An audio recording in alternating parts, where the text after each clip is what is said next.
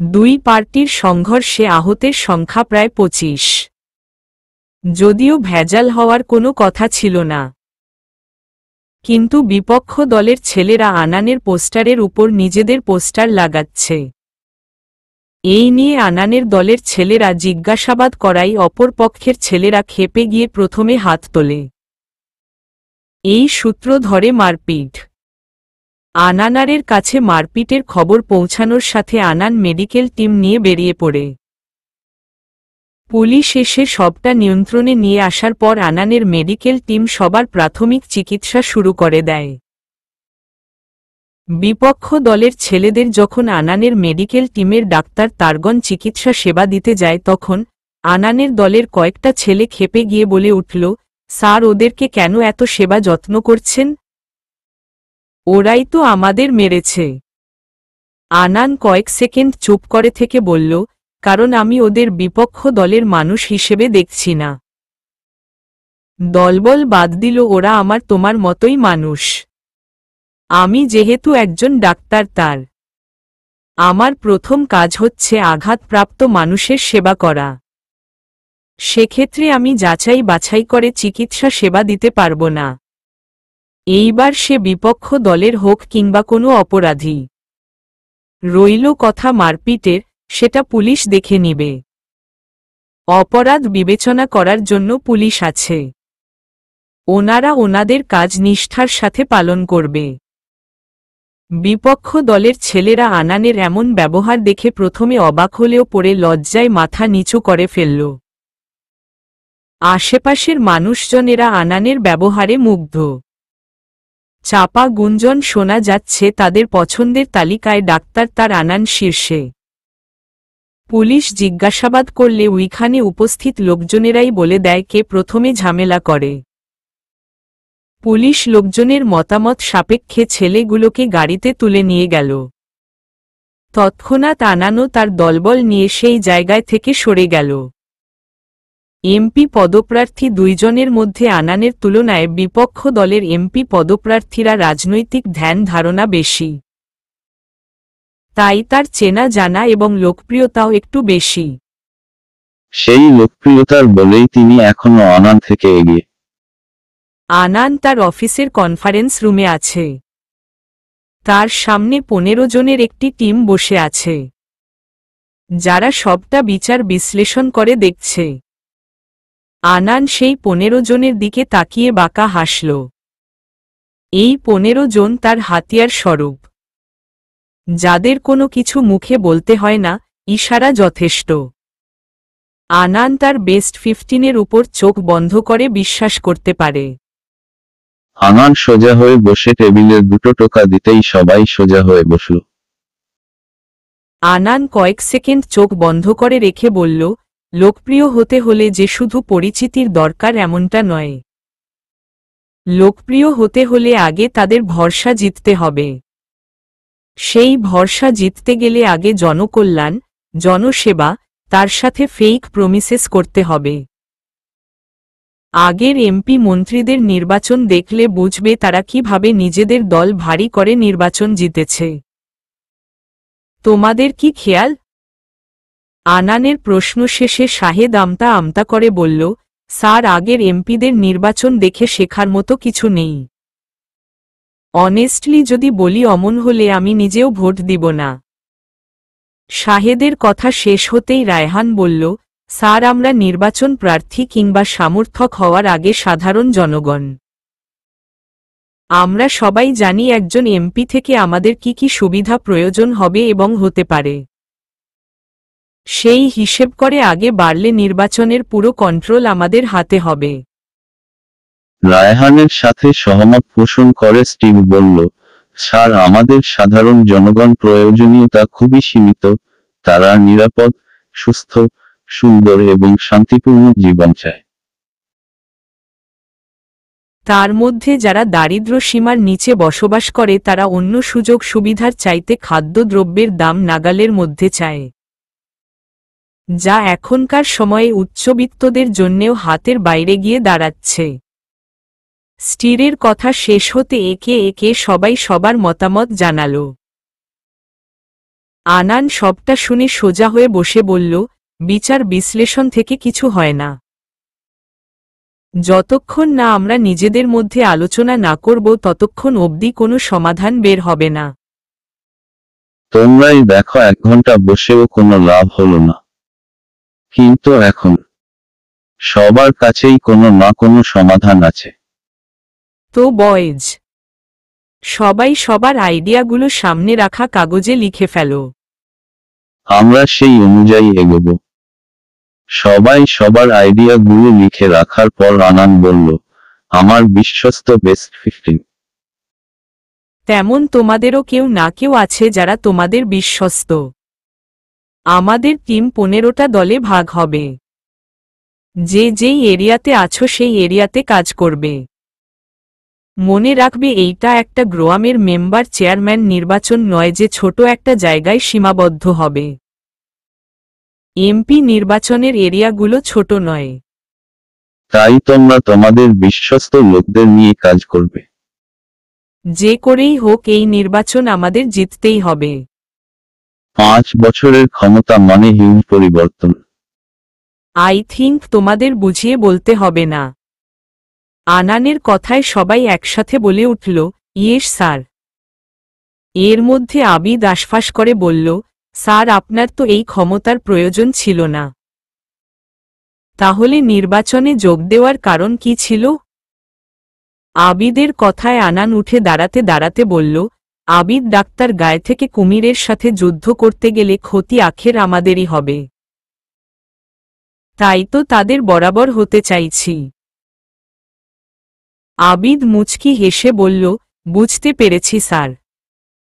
আনান বাঁকা হেসে বলল, আমি একজন ভালো এমপি হতে চাই। জাস্ট জনসেবা করব। জনগণের হয়ে সংসদের স্পিকারের সামনে প্রস্তাব উপস্থাপন করব। আইন প্রণয়নের সহায়তা ছাড়াও বাকি সবটা দেখে নিব।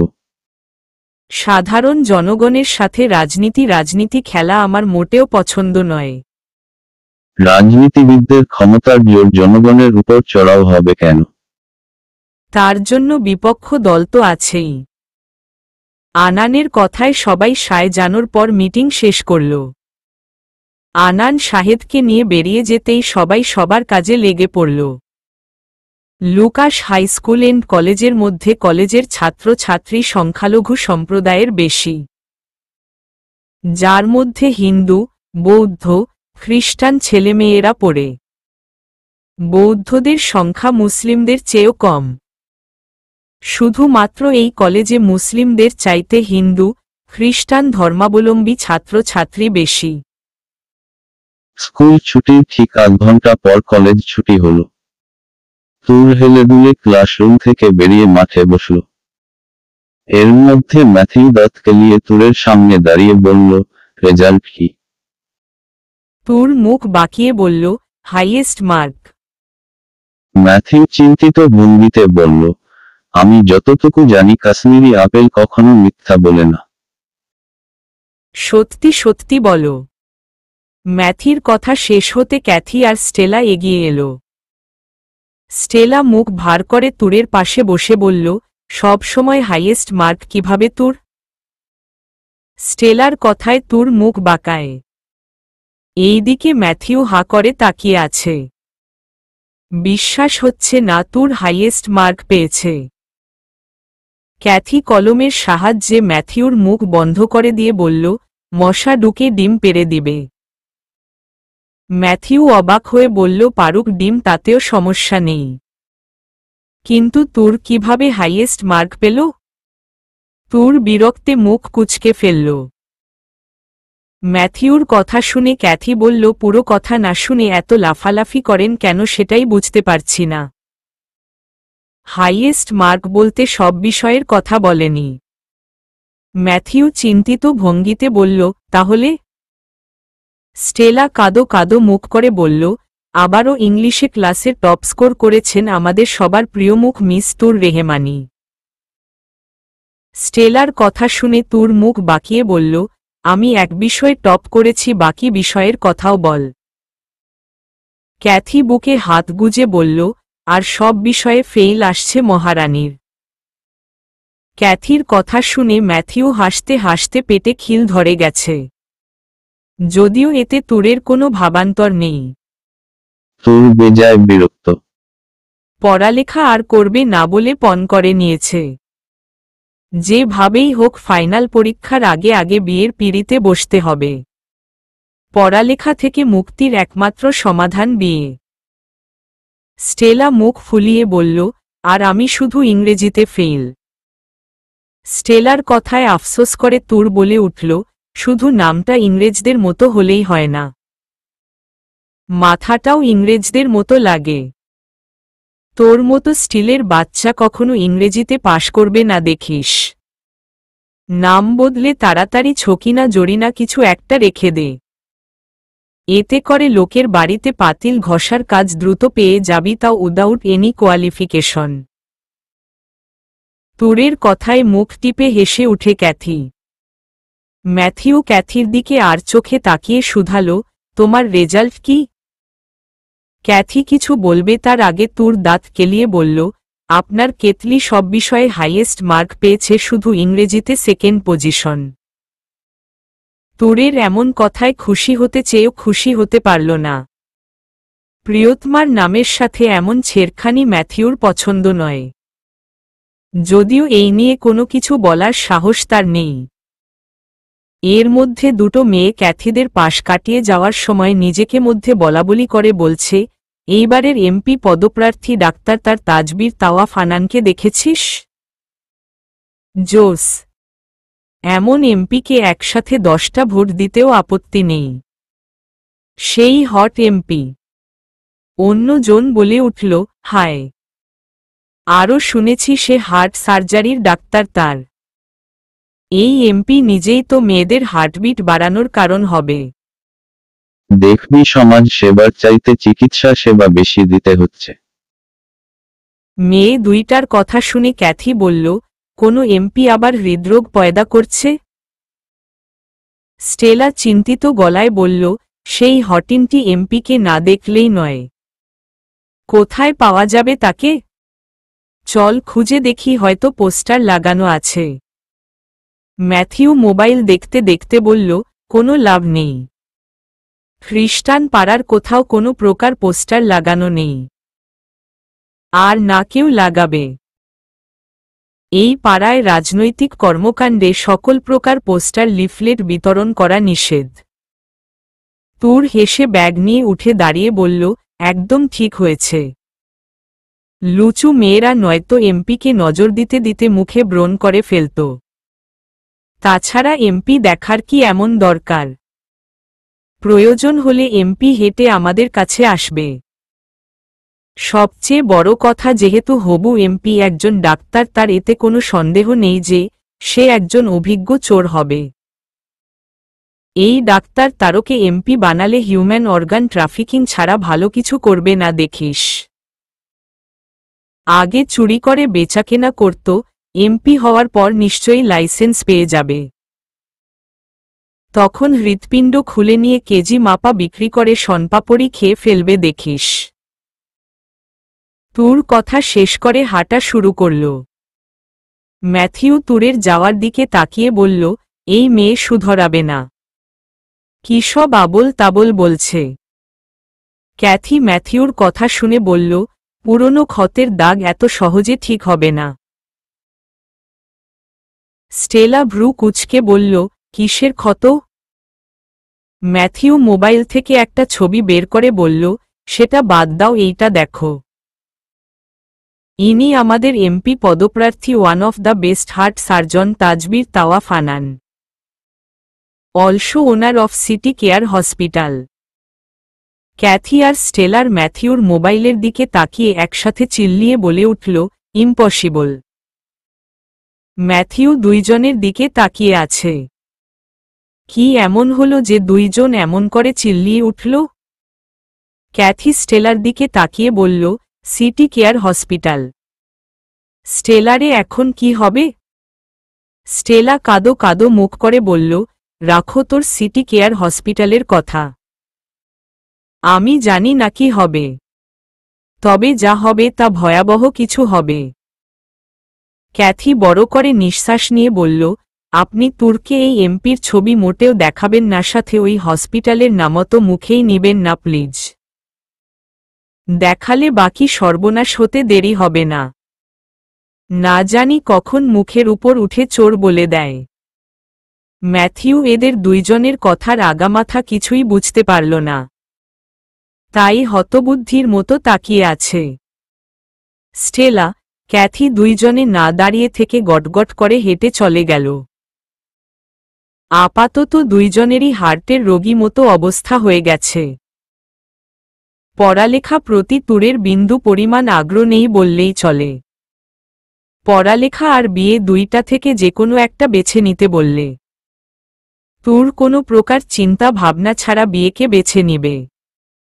পৃথিবীর তুরের যত সব অপ্রিয় জিনিস আছে তার মধ্যে সবার শীর্ষে পড়ালেখা।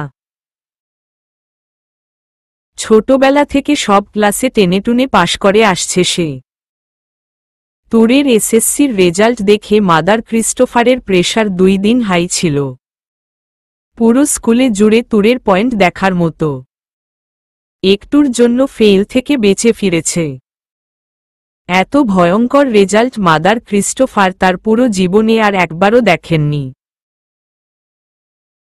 মাদার ক্রিস্টোফারের অবস্থার অবনতি দেখে ফাদার জ্যারেড সহ স্কুলের সব শিক্ষক শিক্ষিকা এসে মাদার ক্রিস্টোফারকে বুঝিয়েছেন।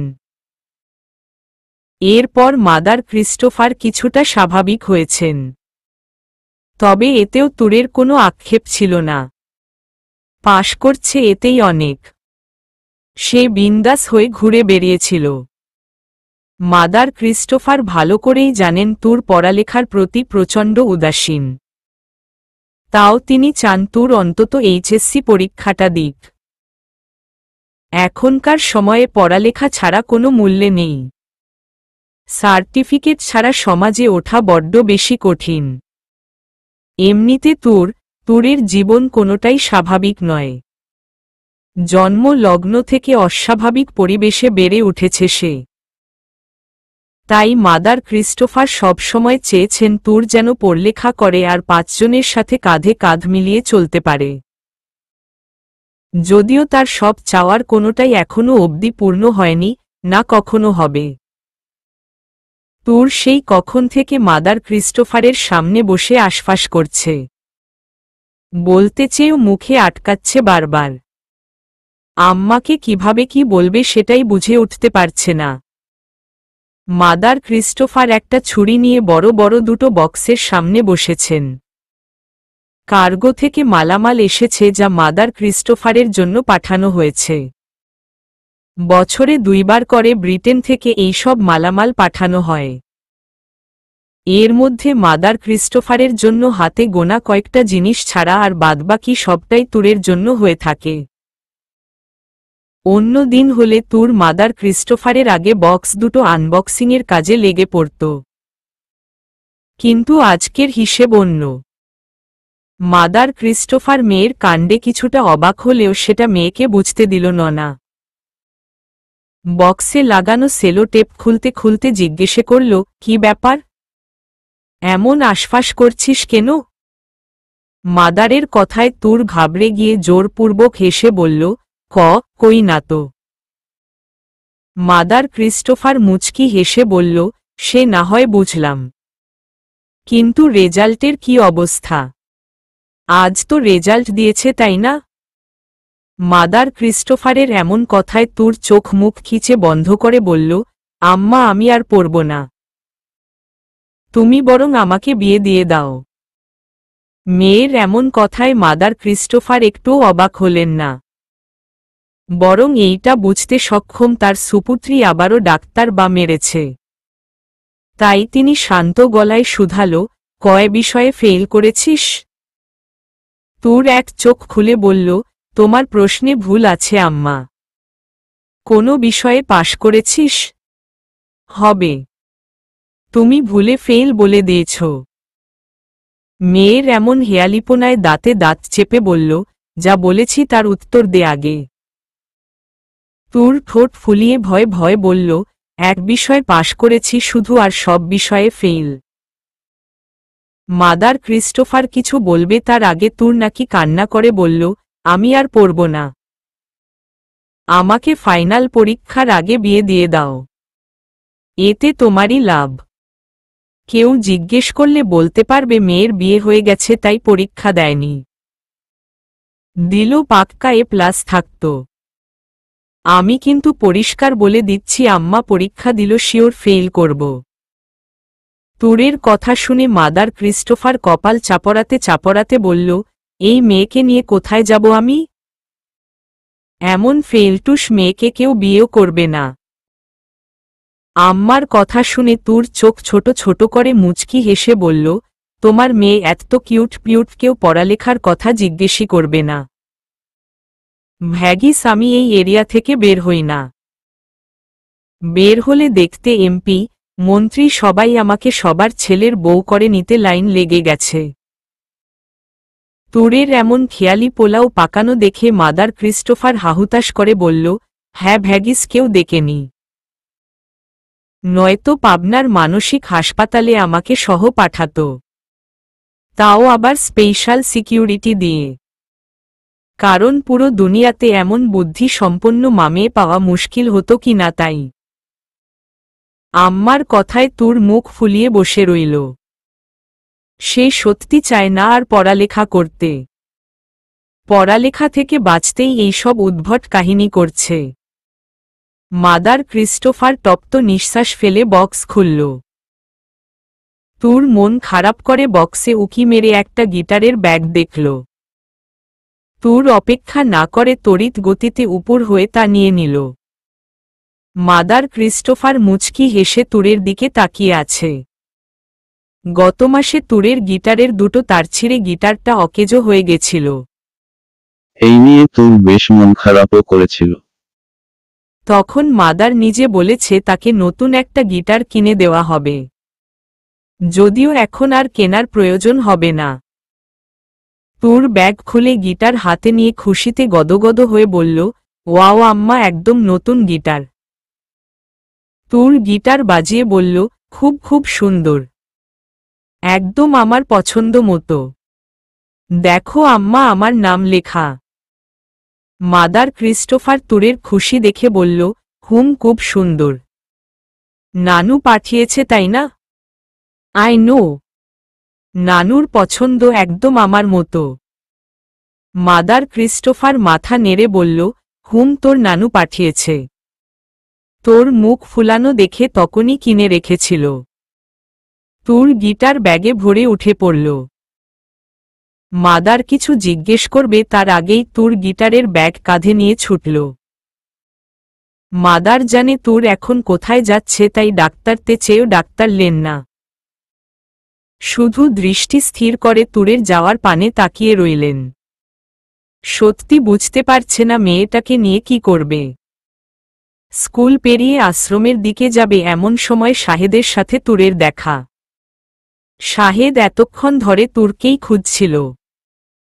তুর শাহেদের সামনে দাঁড়িয়ে বলল, আরে ভাইয়া তুমি? শাহেদ মাথা নেড়ে বলল, আমি তোমাকে খুঁজতে বেরিয়েছি। তুর অবাক হয়ে বলল, আমাকে? কিন্তু কেন? শাহেদ তুরের মাথায় হাত বুলিয়ে বলল, আমার বাড়ি নিয়ে যেতে। মাকে বলেছি মা আমার একটা ছোট কিউট পিউট বোন আছে। তখন মা বলল তার কাছে নিয়ে যেতে। সে নাকি তার মেয়েকে দেখবে। শাহেদের কথা শুনে খুশি হতে চেয়েও খুশি হতে পারল না তুর। তুর জোরপূর্বক হেসে বলল, কিন্তু আমি তো যেতে পারবো না ভাইয়া। শাহেদ ভ্রু কুঁচকে বলল, কেন? কেন যেতে পারবে না?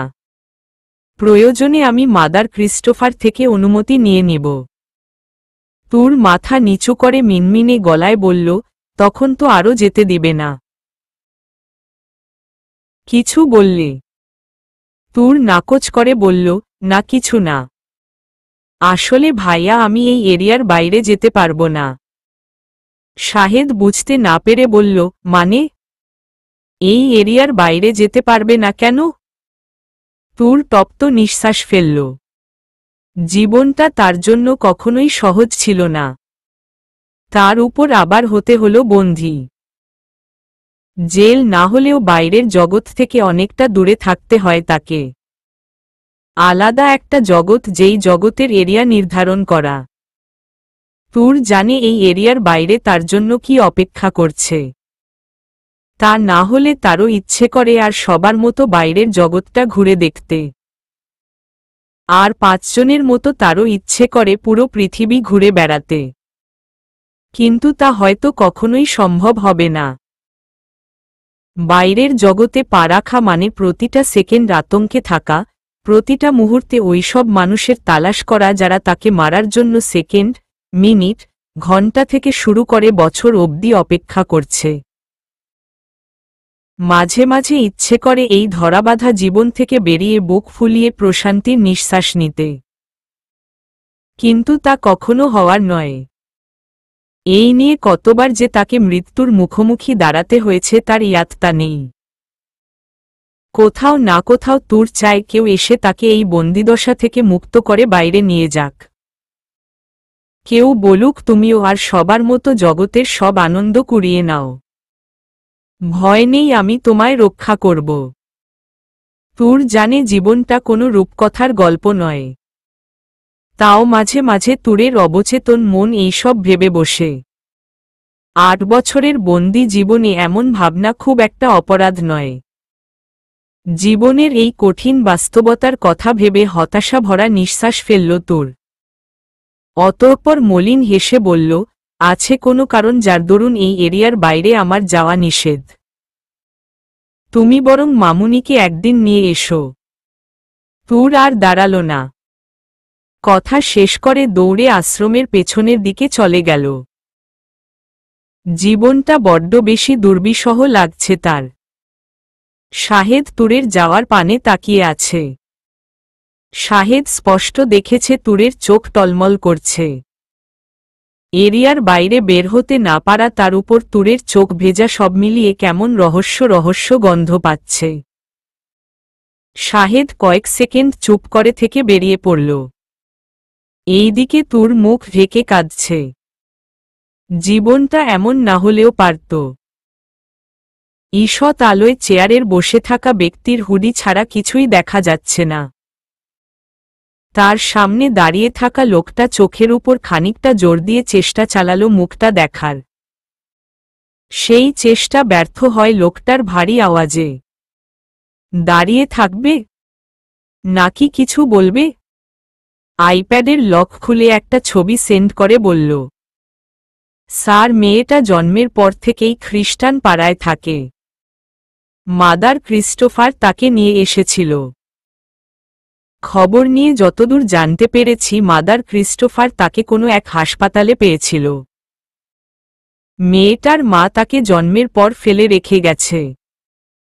হাসপাতালে থেকে জানা যায় মেয়েটির মা তাকে রাখতে চায়নি। আসলে স্যার, মেয়েটির মা তাকে তার বিয়ের আগেই। বাকিটা বলতে না দিয়ে চেয়ারে বসা ব্যক্তি বলে উঠল, আগে বলো। এইসব না জানলেও চলবে। জি স্যার। সবচেয়ে অবাক করা বিষয়, মুসলিম ধর্মাবলম্বী হলেও হেভেন এরিয়াতে এমন কোনো জায়গা নেই যেখানে মেয়েটা যাওয়ার ক্ষমতা রাখে না। ওই এরিয়াতে থেকে সে ধর্মীয় শিক্ষা গ্রহণ করেছে এবং যথারীতি তা পালন করে আসছে। আরও একটা ব্যাপার, মেয়েটা 8 বছর ধরে ওই এরিয়ার বাইরে বের হয়নি। বলতে গেলে তার জন্য এরিয়ার বাইরে বের হওয়া নিষিদ্ধ। যদিও ঠিক বছর 8 আগে সে ব্রিটেনে যাওয়া আশা করত, তাও মাদার ক্রিস্টোফারের সাথে। রহস্যময় ব্যাপার এইটা, 8 বছর আগে যে দেশের বাইরে ঘুরতে যেত, সে এই 8 বছর ধরে ছোট এরিয়াটার গেট পার করেনি কেন? আমি চেষ্টা করেছি এই সম্পর্কে জানতে, কিন্তু কেউ সঠিক কারণ বলতে পারেনি। বুঝলাম, বাট আমার আরও ডিটেলস চাই। ওকে স্যার, আমি ম্যানেজ করার চেষ্টা করব। এইবার আসতে পারো। চেয়ারে বসা ব্যক্তি মোবাইল হাতে নিয়ে তুরের ছবিটা ঘুরিয়ে ঘুরিয়ে দেখছে। 2 দিন হলো তুর ক্লাস করা বন্ধ করে দিয়েছে। মাদার ক্রিস্টোফার যতবার এই নিয়ে কথা বলেছে, তুর ততবার দরজা আটকে বসেছিল। মাদার নিজেও বুঝতে পারছে না তিনি কি করবেন তুরকে নিয়ে। তুরের ভবিষ্যতের চিন্তা করতে করতে তিনি হাঁপিয়ে উঠেছেন। আর কতদিন লুকিয়ে বাঁচিয়ে রাখবে তাকে? আর কতকাল ভয় কুঁকড়ে থাকতে হবে তাদের? ভেবে পাচ্ছেন না তিনি। দুপুর গড়িয়ে বিকেল। কাঁধে গিটার ঝুলিয়ে বাড়ি থেকে বের হল তুর। হেলে দুলে হেঁটে স্কুলের গণ্ডি পেরিয়ে আশ্রমের ঢুকল। বাচ্চারা সবাই ব্যাট বল হাতে নিয়ে দৌড়াদৌড়ি করতে ব্যস্ত। তুর চুপটি করে হেঁটে একটা চেয়ারে বসে গিটারে স্কেল সেট করতে লাগল। তুর জানে গিটারের আওয়াজ শোনা মাত্র সবাই ব্যাট বল ফেলে ছুটে আসবে। তাই তুর একমনে গিটার বাজাতে লাগল। কয়েক সেকেন্ডের মধ্যে বাচ্চারা সবাই তুরকে ঘিরে ধরে। তুর গিটারটা সাইডে রেখে হিজাব টেনে টুনে ঠিক করে বলল, কি ব্যাপার, আজ কারো চোখে ঘুম নেই? সবাই একসাথে মাথা নেড়ে বলল, না। তুর বিজ্ঞ ব্যক্তির মতো মুখ করে বলল, বুঝলাম। তোমরাও আমার মতো বেপরোয়া হয়ে উঠেছ। তা আজকে নতুন খবর কি কি আছে? বাচ্চাদের মধ্যে একজন বলে উঠল, আশ্রমের নতুন নাম ছাড়া কোনো নতুন খবর নেই তুর্দি। তুর ভ্রু কুঁচকে বলল, নতুন নাম? আরেকজন এগিয়ে এসে বলল, হ্যাঁ তুর্দি, নতুন নাম। কয়েকদিন আগে এসে নেমপ্লেট লাগিয়ে গেছে। তুর চেয়ার থেকে উঠে দেখল সত্যি নতুন নেমপ্লেট লাগানো, যার মধ্যে গোটা গোটা অক্ষরে লেখা সুখনির। তুর বার কয়েক মনে মনে সেই নাম আওড়াল।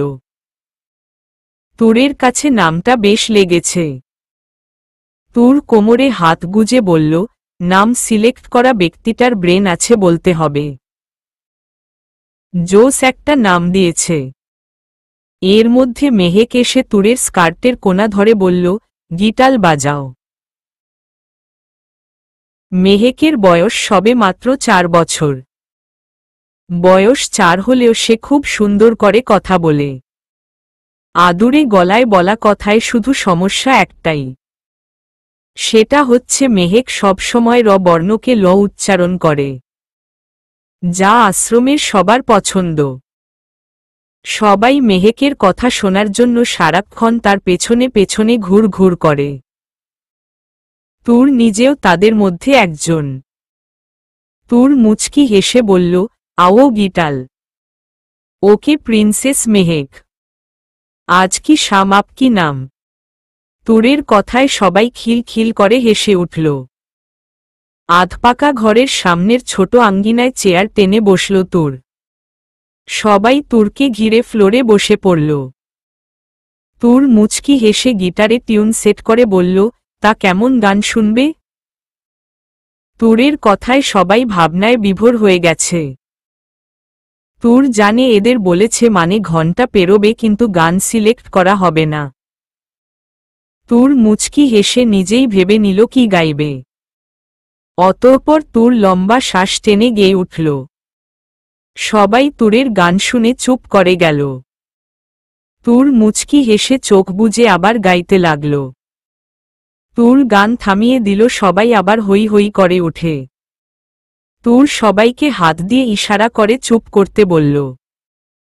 সবাই মুখের সামনে আঙ্গুল দিয়ে চুপ মেরে গেল। তুর পুনরায় গেয়ে উঠল। তুরের গান শেষ হতেই সবাই জোরে হাততালি দিতে শুরু করে। এইদিকে আরো দুজন মানুষ এতক্ষণ দাঁড়িয়ে তুরের গান শুনছিল।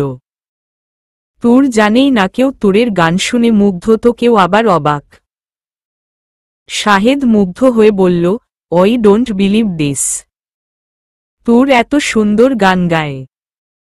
দেখেছেন স্যার, কেমন প্রফেশনালদের মতো গিটার বাজিয়ে গান গাইছে। ওয়াও। আনান তুরের দিকে তাকিয়ে নিরেট স্বরে বলল, বাকোয়াস, irritated and kind of stupidity. আনানের কথা শুনে শাহেদ কপাল কুঁচকে ফেলল। স্যারের কাছে ভালো লাগেনি, নাকি স্যার ভালো বলতে চাইছে না? কোনোটাই শাহেদের বোধগম্য হল না। আনান বিনাবাককে উল্টো ঘুরে চলে যেতে নিলে শাহেদ আনানের পিছনে ছুটে গিয়ে বলল, স্যার চলে যাচ্ছেন কেন? যেই কাজের জন্য এলেন সেটাই তো করলেন না। স্যার। আনান বিরক্তে কপাল কুঁচকে বলল, আই ডোন্ট থিঙ্ক সো। আজ সেই কাজটা হবে। আনান সোজা গেট পেরিয়ে গাড়িতে উঠে বসল। শাহেদ আনানের কোনো কথাই বুঝে উঠল না। তাই বিনা বাক্যে ড্রাইভিং সিটে বসে গাড়ি স্টার্ট দিল। হাত ঘড়িতে সময় দেখে নিয়ে বাইরে চোখ রাখল আনান। এই পাড়ার পরিবেশটা একটু বেশিই শান্ত। না আছে কোলাহল আর না আছে মানুষের ভিড়। খ্রিস্টান পাড়া পেরিয়ে যেতে মনে হলো অন্য আরেকটা জগতে পা রেখেছে।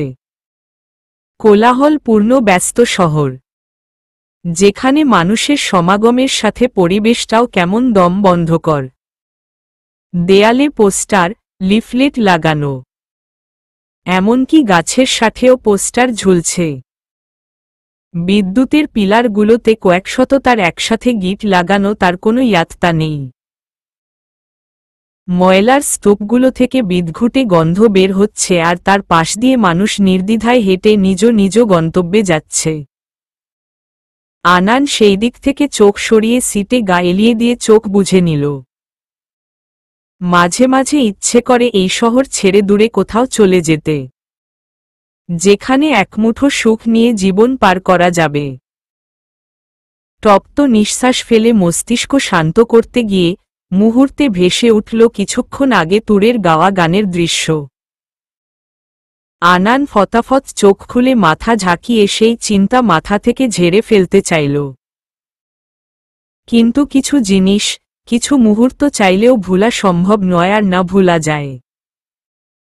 বিশেষ করে আমরা যে জিনিসটা ভুলতে চাই। ঠিক আনানের বেলাতেও তাই। আনান চাইছে ভুলতে, কিন্তু বারবার একই দৃশ্য তার সামনে ভেসে উঠছে। এতে করে আনান বিরক্তে চোখ মুখ কুঁচকে ফেলল। অন্যদিকে শাহেদ ভাবছে, স্যারের হঠাৎ কি এমন হলো? স্যার এত ইম্পর্ট্যান্ট কাজ ফেলে বাড়ি চলে যাচ্ছে। তুরের উপর ফিদা হয়ে গেল না তো? না না, তা কেন হবে? যে মেয়ে স্যারের মাথা ফাটিয়ে দিতে চেয়েছে, স্যার তাকে থোড়াই না পছন্দ করবে। তার উপর স্যারের ফিলিংস নামক ফাংশন আগ থেকে খারাপ। পছন্দ, প্রেম, ভালোবাসা এইসব স্যারের ভাগ্যে নেই। যে সারাক্ষণ মুখের উপর তলোয়ার নিয়ে ঘোরে, তার জীবনে রঙিন বসন্ত আসা আর উলু বনে মুক্ত ছড়ানো একই কথা। সূর্যাস্তের সাথে সাথে ধরণীর বুকে সন্ধ্যা নেমেছে। শহর তলিতে সেই সন্ধ্যা নামার তোয়াক্কা কেউ করে না বললেই চলে। এইদিকে গম্ভীর মুখ করে বসে আছে এনামুল হক। তার ঠিক সামনে দাঁড়িয়ে ফাইল চেক করছে ডাক্তার তার রেজাউল। এনামুল হক গম্ভীর গলায় বলল, মেয়েটার আর কোনো খবর পেলে? রেজাউল ফাইল থেকে দুটো ছবি বের করে এনামুল হকের দিকে এগিয়ে দিয়ে বলল, স্যার এই ছবি দুটো ছাড়া বাকি সব আগের মতোই। তবে খবর নিয়ে জানতে পারলাম ডাক্তার তার আনান আজকাল একটু বেশি খ্রিস্টান পাড়ায় যাচ্ছে। সপ্তাহে অন্তত একবার তাকে হ্যাভেন এরিয়াতে দেখা যাচ্ছে। এনামুল হক চশমা ঠিক করে ভ্রুকুটি করে বলল, গেছে হয়তো ইলেকশনের কাজে। রেজাউল চিন্তিত ভঙ্গিতে বলল, শুধু কি নির্বাচনের কাজে গেছে স্যার? বাই এনি চান্স ওই ব্যাপারে কিছু টের পায়নি তো? এনামুল হক কপাল শিথিল করে বলল, নো চান্স রেজাউল। ওই মেয়েটা না বললে সে কখনোই জানবে না। আনান হুট করে সেই মেয়েটাকে তো আর জিজ্ঞেস করবে না। তার আগে কিছু হিন্ট তো তার জানা লাগবে। তাছাড়া হিন্ট দেয়ার মতো কেউ আমার বিপক্ষে নেই। ডাক্তার তারই জীবনের এত বছর পার করেছি, কখনো কোনো কাজে কোনো খুঁত রাখিনি। সেই বাচ্চা মেয়েটার কথা বাদ দিল আমি পুরো ক্লিন। পুরো কেরিয়ারে একটা মাত্র দাগ। সেই দাগটা না মুছে ফেলা যাচ্ছে, না উপড়ে ফেলা যাচ্ছে। গলায় কাটার মতো ফেসে রয়েছে এই 8 বছর। আমার মনে হয় না মেয়েটা কিছু মনে রেখেছে। সেই ঘটনার বছর তো কম হয়নি, গুনে গুনে 8 বছর। ছোট মস্তিষ্ক ওই ঘটনা এতদিন কি আর মনে রাখবে? রেজাউল ভেবে দেখল স্যারের কথায় যুক্তি আছে, তাই মাথা নেড়ে বলল, ঠিক বলেছেন স্যার। তবে এই মেয়ের পেছনে সময় অপচয় করার কি দরকার? ছেড়ে দিলই হয়। এনামুল হক তুরের ছবি দুটো হাতে নিয়ে ঘুরিয়ে ফিরিয়ে দেখতে দেখতে বলল, উপর মহল থেকে এর জন্য প্রেসার দিচ্ছে। মেয়েটা মুখ খুললেই সমস্যা। কেঁচো খুঁড়তে সাপ বেরিয়ে আসতে দেরি হবে না রেজাউল। তাই তো 8 বছর ধরে ছপ কষছে। সুযোগ পেলেই মেয়েটার মুখ চিরতরে বন্ধ করে দেওয়া হবে। রেজাউল বিরক্ত হয়ে বলল, আপনি চাইলে মেয়েটাকে বাঁচাতে পারবেন স্যার। পাগল হয়েছ? কেউ নিজে খাল কেটে কুমির আনে? সে একবার মুখ খুললে সবার আগে আমি ডুবব। বাকি সব তো অনেক পরের কথা। এমনিতে মেয়েটার জন্য মরতে মরতে বেঁচেছি। মুখ খুললে এইবার টিকে থাকা মুশকিল হবে, বলল এনামুল হক। রেজাউল বিরক্ত হয়ে বলল, তো মেরে ফেললেই হয়। এতে এত কঠিন কি আছে? এনামুল হক কুটিল হেসে বলল, মারা কঠিন না, কঠিন হচ্ছে সুযোগ পাওয়া। 8 বছরে সেই সুযোগ শুধু 5 বার এসেছে। প্রতিবার কেউ না কেউ ঠিক বাঁচিয়ে নিয়েছে। তাছাড়া ওই এরিয়াতে প্রবেশ করে ওই মেয়ে অবধি যাওয়া এত সহজ না।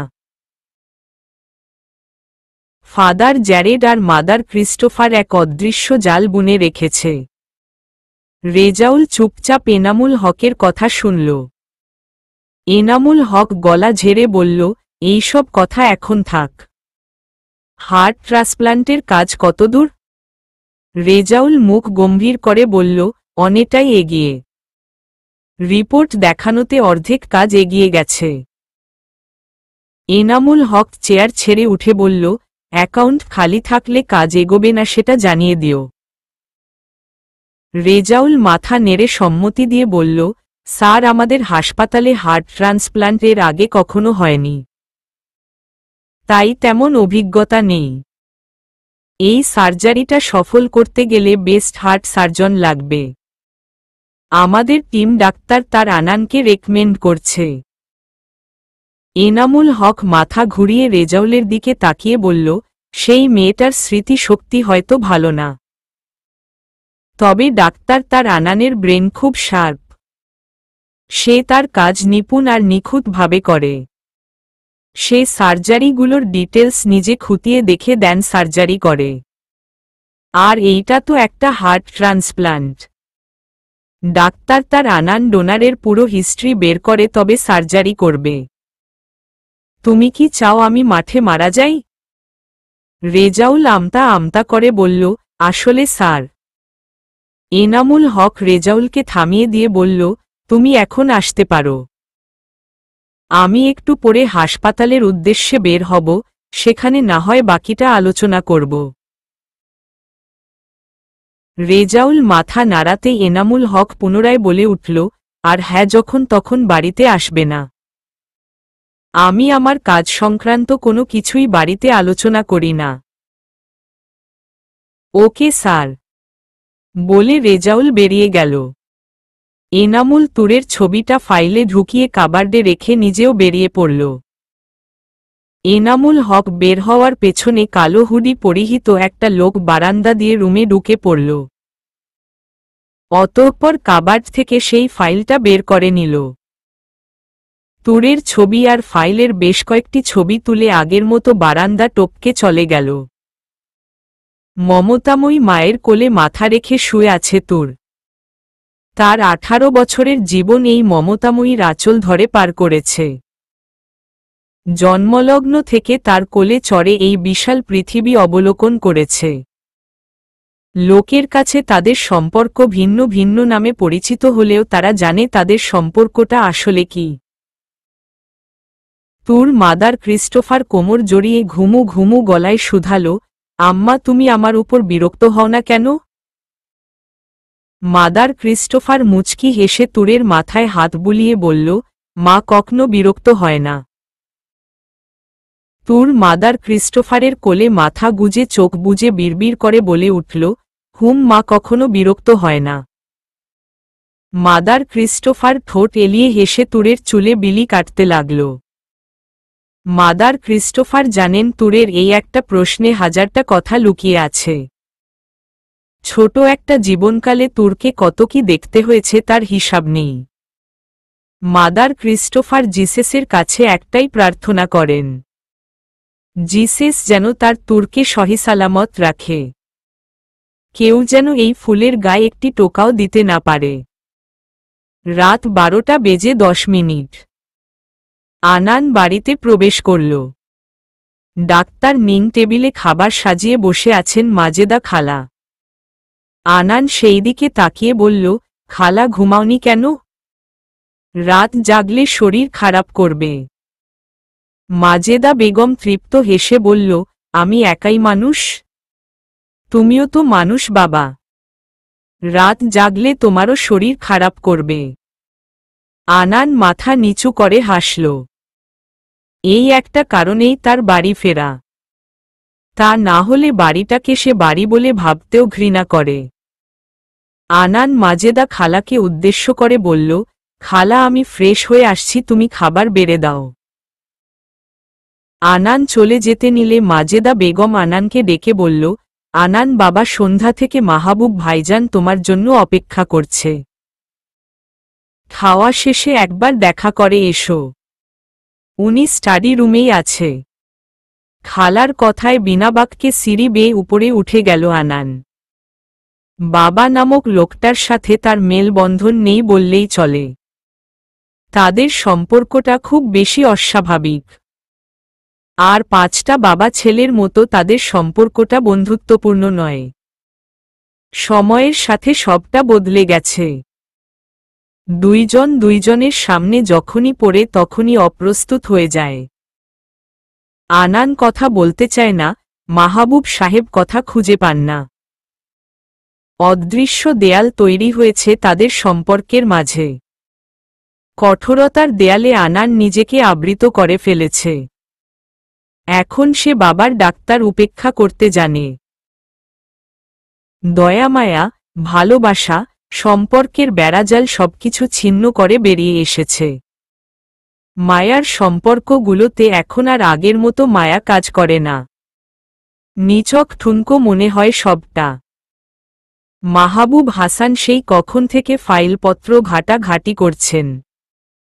কিছু কিছু ব্যাপার তার ধারণার বাইরে। তিনি হিসেব মেলাতে হিমশিম খাচ্ছে। বিগত 1 মাসের সবটা গণ্ডগোল করে বসে আছেন। আনান ডিনার সেরে স্টাডি রুমের দরজা নক করল। মাহবুব হাসান চশমা খুলে টেবিলের উপর রেখে কোমল গলায় বলল, আসো।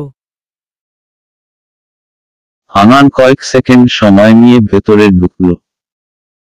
মাহবুব হাসান লম্বা শ্বাস টেনে ছেলের দিকে তাকালেন। ছেলের চোখ মুখ শুকিয়ে গেছে দেখে ভেতরে ভেতরে হাহুতাশ করে উঠল। আনান নিরেট স্বরে বলল, কোনো কাজ ছিল? মাহবুব হাসান ফোঁস করে নিঃশ্বাস ফেলে বলল, কাজ ছিল। ছেলে তার আসলেই বড় হয়ে গেছে। কাজ ছাড়া এখন আর বাবা নামক ব্যক্তির কাছে আসা যায় না। আর না যায় দুদণ্ড বসে কথা বলা। বাবা ছেলের সম্পর্কটা বদলে এখন প্রফেশনাল সম্পর্ক গড়ে উঠেছে, যেখানে ভালো খারাপের প্রসঙ্গ বাদ দিয়ে সরাসরি কাজের কথায় আসতে হয়। কি কাজ? আনানের প্রশ্নে নিজেকে ধাতস্থ করে বলল, বিগত 1 মাসের কিছুই বুঝে উঠতে পারছি না। সবটা কেমন গুলিয়ে যাচ্ছে। আনান ল্যাপটপ অন করে ইমেইল চেক করতে করতে বলল, বয়সের ভারে সাধারণ জিনিস মানুষ গুলিয়ে ফেলে, আর এইটা তো পুরো একটা হাসপাতালের বিষয়। ছেলের কথায় মাহবুব হাসান ভ্রু দুটি বাঁকাল। ছেলে তাকে সরাসরি বুড়োর তালিকায় ঢেলে দিল। বিষয়টা ঠিক মানতে পারছেন না তিনি। আনান ল্যাপটপ ঘুরিয়ে মাহবুব হাসানের সামনে ধরে বলল, কমপ্লিট। এত ঝামেলা না করে মাহেরকে একটা কল দিলই হতো। মাহবুব হাসান হতাশার নিঃশ্বাস ফেলে বলল, আসলেই সবটা বয়সের ভারে হচ্ছে। যে বয়সে ছেলের কাঁধে ভর দিয়ে চলার কথা সেই বয়সে ছেলে মুখ ফিরিয়ে নিচ্ছে। আসলেই বয়সের ভার বই কিছুই না। মাহবুব হাসানের কথায় আনান গুরুত্ব দিল না, বরং ভাবাবেগহীন গলায় বলে উঠল, চাইলে হসপিটাল থেকে অব্যাহতি নিতে পারেন, আমি সবটা সামলে নিব। মাহবুব হাসান কিছু বলবে তার আগে আনান ল্যাপটপের পাওয়ার অফ করে স্টাডি রুম ছেড়ে বেরিয়ে পড়ল। মাহবুব হাসান অশ্রুসিক্ত চোখে সেই দিকে তাকিয়ে বলল, বাবার উপর একটু মায়া হলো না তোর? কি ভুল ছিল আমার? শাড়ির আঁচল টেনে ঘুরে ঘুরে আরেকবার আয়নায় নিজেকে দেখে নিল সোফিয়া। সুন্দরীর তালিকায় সোফিয়াকে না রাখলেই নয়। শক্তপোক্ত মেধহীন শরীর তার, মুখে দাগ ছোপের রেশমাত্র নেই। কে বলবে এই মহিলার বয়স 40 পেরিয়েছে? সৌন্দর্য দেখে বোঝা যায় নিজের রূপ লাবণ্য ধরে রাখতে সে নিজের খুব বেশি যত্ন করেছে। পরিধানে, চাল চলনে মর্যাদার ভাব ফুটে ওঠে। আজও তার ব্যতিক্রম নয়। পিঠ খোলা ব্লাউজের সাথে কালো রঙের অর্গানজা শাড়ি পরেছে, তাতে শরীরের ভাঁজ স্পষ্ট। খোপায় ইউপিন লাগিয়ে আয়নার দিকে তাকিয়ে মুচকি হাসে। না, সব ঠিকঠাক আছে। মোবাইল হাতে নিয়ে মাহবুবের নাম্বার ডাক্তার ল করল। রিসিভ না করাতে পুনরায় ডাক্তার ল করল। এইবার মাহবুব হাসান ফোন রিসিভ করে, কিন্তু সোফিয়াকে বলতে না দিয়ে ধমকে বলল, এখন কল করা খুব বেশি জরুরি ছিল? ব্যস্ত আছি আমি। উত্তর না শুনে খট করে কলটা কেটে দিল মাহবুব। সোফিয়া রাগে ফুঁসছে। বিবাহিত জীবনের এত বছরেও স্বামীর মুখে ভালোবাসা মাখা দুটো মধুর বাক্য আজ অবধি কর্ণকুহরে পৌঁছায়নি। না কখনো ভালোবেসে ছুঁয়ে দেখেছে। শুধু টাকা কড়ি স্বর্ণ গহনা দিয়ে মুড়িয়ে রেখেছে এই যা। মাঝে মাঝে জীবনটা খুব বেশি মূল্যহীন মনে হয়। না স্বামীর ভালোবাসা না সন্তানের সুখ কোনোটাই কপালে জোটেনি। সোফিয়া রাগে হিসহিসিয়ে শাড়ির আঁচল টেনে ফেলে দিল।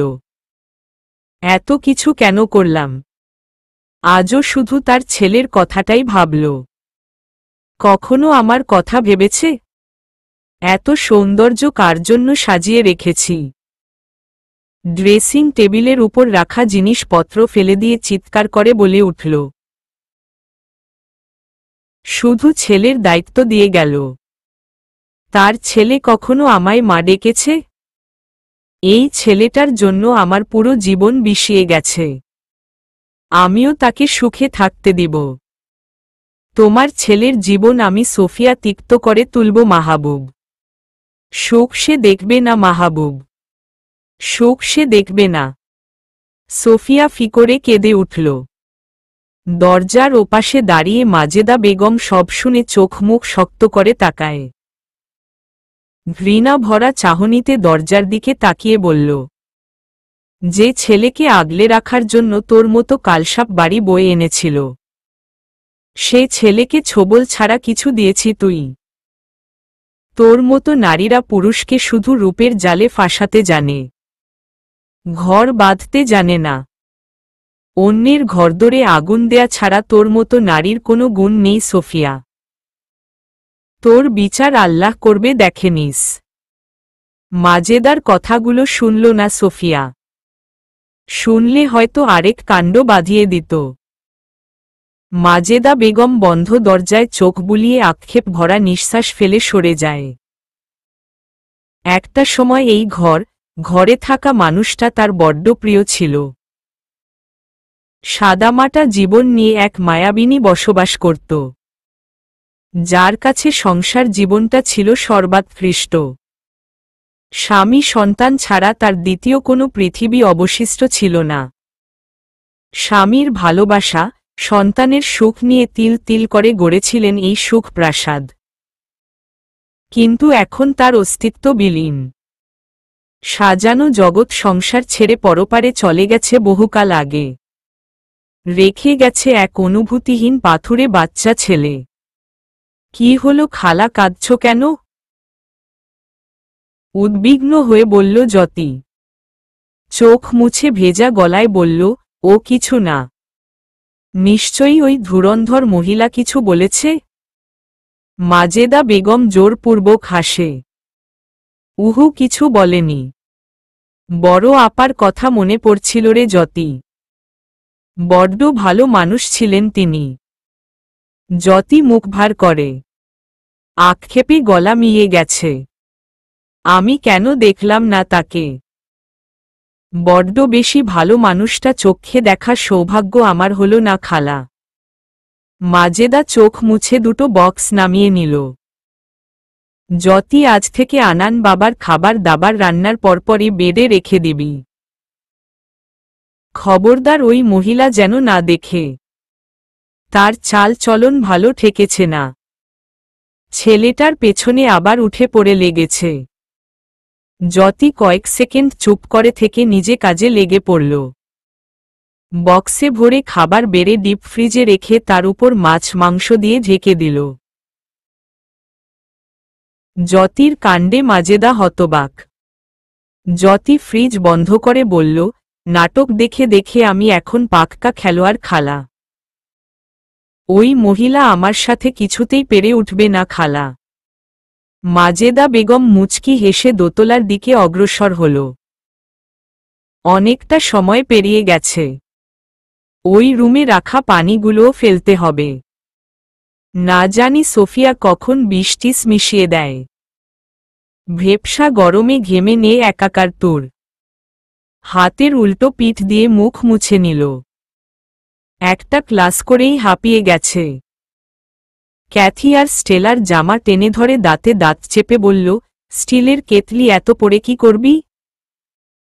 আইনস্টাইনের বংশধর তো আর হতে পারবি না। সেই তো জামাইয়ের বাড়ি গিয়ে পাতিল মাজবি। উঠো বলছি। তোরের কথায় ক্যাথি বিরক্ত হয়। তুই যা, আমার নোটস নিতে হবে। সামনে পরীক্ষা। স্টেলা মাথা নাড়ায়। হ্যাঁ, তোর। ফেইল করলে বাবা বিয়ে দিয়ে দিবে। তখন পাতিল ঘষাঘষি পারমানেন্ট হয়ে যাবে। তার থেকে বরং নোটসগুলো নিয়ে নেই। তোর স্টেলার কথায় দাঁত দিয়ে ঠোঁট চেপে ধরে। স্টেলা, তুই বরং চল। কেতলি থাক, ও পড়ে কিছু একটা হয়ে যাবে। তবে তোর কোনো গতি নেই। পরীক্ষায় অন্যের জামা টেনে টেনে পাশ করা ছাত্র ছাত্রীদের ভবিষ্যৎ অন্ধকার। তোর ভবিষ্যতের রং কুচকুচা কালো। তুই উঠো। স্টেলা কাদো কাদো মুখ করে উঠে দাঁড়াল। ক্যাথি সেই দিকে তাকিয়ে বড় করে নিঃশ্বাস ছাড়ল। দুইটাতে মিলে নিশ্চয়ই কোনো গণ্ডগোল পাকাবে। এই দুইটাতে বিশ্বাস নেই। তোর ব্যাগ কাঁধে ঝুলিয়ে গিটার হাতে নিয়ে বেরিয়ে পড়ল। তার পেছনে পেছনে স্টেলাও চলল। দুইজনের হাবভাব দেখে ক্যাথি বসে থাকতে পারল না। সেই উঠে পিছু নিল। চার্চের সামনে দাঁড়িয়ে ঘড়ি দেখছে তোর। কার জন্য অপেক্ষা করছে বুঝতে পারছে না স্টেলা। ক্যাথি তোর উকি মেরে ভেতরে দেখে ফোঁস করে নিঃশ্বাস ছাড়ল। রিচেল আজ আসেনি নাকি? সময় পেরিয়ে যাচ্ছে। ক্যাথি তোরের কথায় ভ্রুকুটি করে। রিচেলকে দিয়ে তোর কি কাজ? ওর ভায়োলিন ক্লাস আছে। এখন ওর দেখা পাবি না। স্টেলা মাথা কাত করে বলল, ক্লাস টাইম চেঞ্জ হয়েছে। আরও ঘণ্টাখানেক আগেই ওর ক্লাস শেষ। রিচেল ভায়োলিন হাতে নিয়ে চার্চ থেকে বের হচ্ছে। তোর গলা উঁচিয়ে ডাক্তার ছাড়ল। এইদিকে রিচেল। এই তো। তোরকে দেখে রিচেল দ্রুত পায়ে এগিয়ে এলো। সরি ইয়ার, দেরি করে ফেলেছি। তোর ঘড়ি দেখে বলল, বেশি দেরি হয়নি। চল বসি। ক্যাথি, স্টেলা একজন আরেকজনের মুখ চাওয়াচাওয়ি করছে। গিটার সাইডে রেখে বুক ফুলিয়ে শ্বাস নিল তুর। আমি পারবো? নাকি সান্ত্বনা দিচ্ছিস? রিচেল নাকচ করে বলল, সান্ত্বনা কেন দিব? ভায়োলিন প্লে করা একদম সহজ। ক্যাথি আর স্টেলা এতক্ষণে বুঝল ঘটনা কি। তুর ভায়োলিন হাতে নিয়ে ছুরির মতো চালাতে লাগল। ক্যাথি স্টেলা কানে হাত দিয়ে চোখ মুখ খিচল। কি বিদঘুটে শব্দ! রিচেল তাড়াতাড়ি ভায়োলিন কেড়ে নিয়ে বলল, মোরগ জবাই চলছে না তোর। এইভাবে বাজায় না। তুর মুখ ফুলিয়ে বলল, আমি তো এইভাবে বাজাতে দেখেছি। তবে সুর সুন্দর বের হয়। আমার বেলাতে মনে হচ্ছে ভুতুরে বাড়ির দরজা খোলার আওয়াজ হচ্ছে। রিচেল কপাল চাপড়াচ্ছে। এই মেয়েকে ভায়োলিন শেখানো অসম্ভব ব্যাপার। তুর গিটার হাতে নিয়ে গুনগুনিয়ে কর্ড খুঁজে নিল। দেখ গিটার বাজানো কতটা সহজ। রিচেল ফোঁস করে নিঃশ্বাস ফেলে বলল, তোর জন্য গিটার ঠিক আছে। তোকে দিয়ে ভায়োলিন প্লে করা হয়ে উঠবে না তোর। স্টেলা, ক্যাথি একসাথে মাথা নেড়ে বলল, একদম ঠিক কথা। রিচেল তুরের হাতের দিকে তাকাল। কিভাবে গিটার বাজাচ্ছে সেটা দেখছে। বাজাস কিভাবে তুই? তোর হাতের দিকে তাকালে মনে হয় কোনো প্রফেশনাল গিটারিস্ট গিটার বাজাচ্ছে। তুর মুচকি হেসে বলল, একদম সহজ। দেখ। তুর রিচেলকে স্কেল চেনাতে চেষ্টা করল। মেজর আর মাইনরে গিয়ে রিচেল থামল। থাক বাবা, আমার শেখার দরকার নাই। আমি আমরাটাতেই খুশি। তুই বরং একটু গেয়ে শোনা। তুর ঠোঁট কামড়ে মাথা নাড়াল। চার্চে লাগানো ঘড়িতে সময় দেখে মুচকি হেসে স্কেল নিল। রিচেল, ক্যাথি আর স্টেলা মুগ্ধ হয়ে তুরের দিকে তাকিয়ে আছে। গিটার হাতে নিলে তুরকে অন্যরকম লাগে। তুর গিটার বাজাতে বাজাতে গা দুলিয়ে গেয়ে উঠল। তুরের গান শুনে ছাত্র ছাত্রীদের মধ্য থেকে দুই একজন করে জমা হতে লাগল। তুর সবার দিকে তাকিয়ে হেসে গান গাইছে। তুর স্টেলা ক্যাথিকে ইশারা করে পুনরায় গেয়ে উঠল। আনান গভীরভাবে পর্যবেক্ষণ করছে তুরকে। ফাদার জ্যারেডের অফিস থেকে বেরিয়ে কয়েক কদম বাড়াতেই থমকে দাঁড়ায়। কেউ গিটার বাজাচ্ছে। আনান সেই আওয়াজ অনুসরণ করে এগোয়।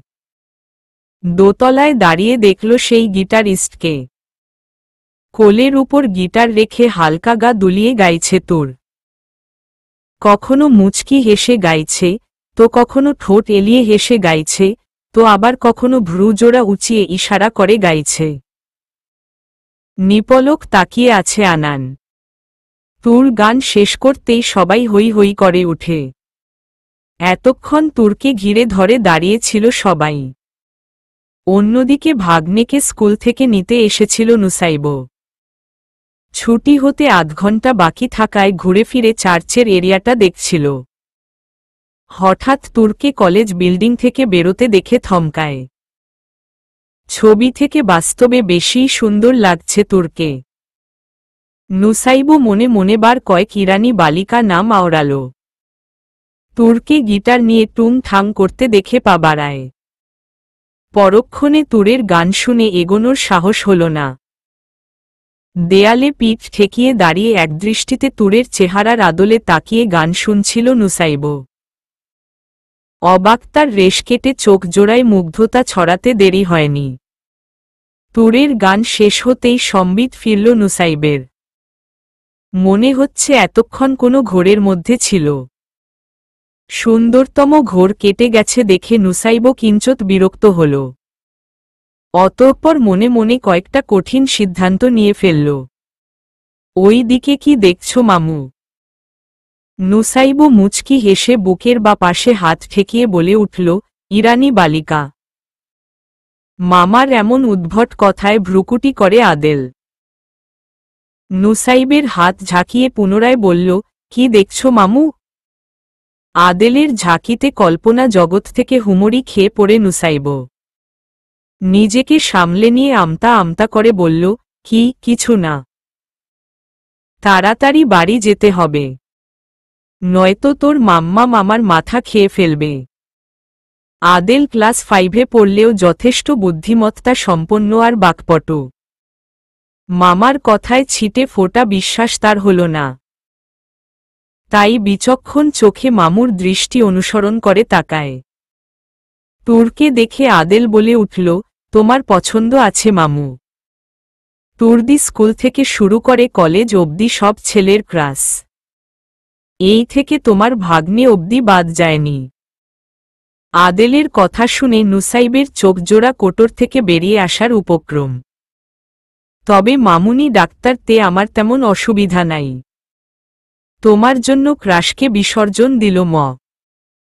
ফাদার জ্যারেড আনানের পাশে দাঁড়িয়ে মুচকি হেসে বলল, a girl with pure heart.